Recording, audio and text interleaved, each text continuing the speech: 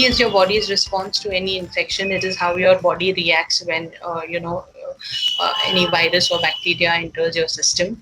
Then we looked at the immune system, the various lymph organs that produce the immune cells and the protective cells of the body. Then we looked at the functions of the immune system, that they help in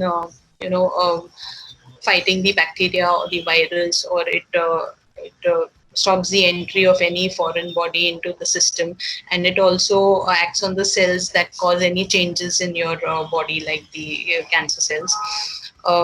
Then we looked at the various factors that affect immunity. So besides nutrition, certain other environmental factors that I spoke about, like sleep and hydration, or exercise, or your lifestyle changes, all of those have an impact on your immunity.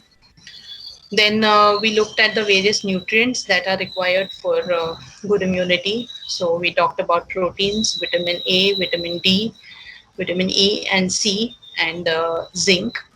We looked at the requirement and the food sources of all these nutrients, and the quantities in which we should be eating them. And then we discussed the environmental factors, uh, like sleep and hydration and exercise, and other lifestyle factors.